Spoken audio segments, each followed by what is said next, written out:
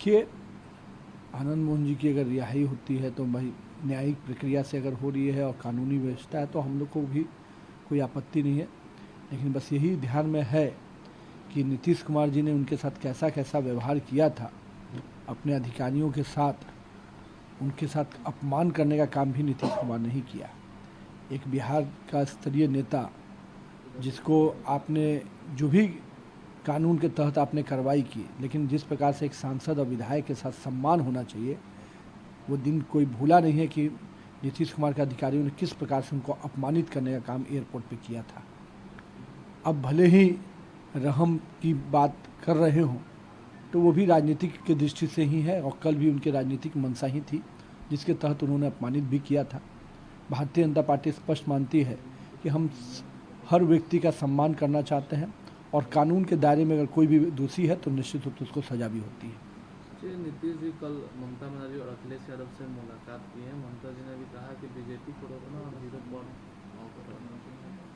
देखिए, ये वो लोग हैं जो अपने अपने कुनबे में ही शेर हैं और भारतीय जनता पार्टी वो है जो देश के अंतिम व्यक्ति का विकास कर रही है और देश के हर कोने में है। तो हम तो इनसे वहाँ भी लड़ते हैं। बंगाल में हम लोगों ने लड़ाई लड़ी, जब कांग्रेस और कम्युनिस्ट ममता के गोद में बैठ गए तब भी हम लोगों ने लड़ाई लड़ी और 80 सीटों को जीता। ममता जी को कड़ी चुनौती दी, हम 3 से 80 तक का सफ़र तय किए। इसलिए हमारे ग्रोथ से तो वो परेशानी में है ही कि भारतीय जनता पार्टी का जिस प्रकार से विस्तार हो रहा है बंगाल में, ममता बेचैनी में है। उसी प्रकार से बिहार में आप देखिए, ममता के नाम पर बिहार में कोई वोट नहीं मिलने वाला है। अब नीतीश कुमार जी यहाँ की स्थिति देखेंगे तो यहाँ 43 सीटों पर तीसरी पार्टी है जो अपनी बैसाखी के बिना बैसाखी के कभी सरकार भी नहीं बना पाए। इस राज्य के मुख्यमंत्री वो 7 बार बने लेकिन बिना बैसाखी के कभी नहीं बन पाए। अकेले लड़े थे तो उन्होंने क्या हर्ष हुआ था उनको मालूम हुआ है, पिछली बार 2014 में क्या हर्ष हुआ था। तो नीतीश कुमार का जो प्रासंगिकता है वो बिहार में भी अब नहीं बचा है। तो ऐसे समय में नीतीश कुमार बेचैनी में है और ये हताशा और निराशा वाले लोग कुछ भी नहीं कर पाएंगे। और भारतीय जनता पार्टी निश्चित रूप से इस देश के इतिहास को स्वर्णिम इतिहास की ओर ले जाना चाहती है।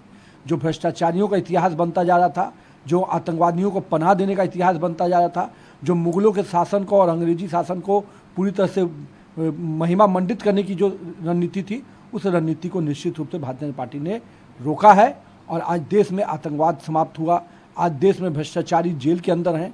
तो नीतीश कुमार को क्यों बेचैनी हो रही है? क्या वो भ्रष्टाचारियों का इतिहास बनाना चाहते हैं इस देश में? क्या फिर से बिहार में और देश में आतंकवाद का जड़ को जमाना चाहते हैं?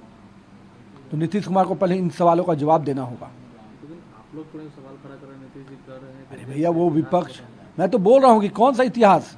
भ्रष्टाचारियों का इतिहास फिर से दोहराना चाहते हैं जो आसमान से पाताल तक घोटाले ही घोटाले होते थे। 2G 3G 4G किसके घोटाले हैं?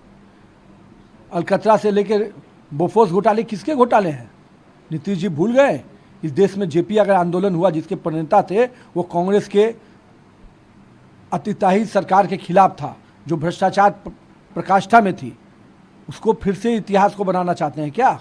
भारतीय जनता पार्टी ने तो उन इतिहासों को समाप्त किया है जो इस देश के गरीब का पैसा लेकर अपना आशियाना बनाते थे। भारतीय जनता पार्टी ने गरीब के आशियाने बनाने का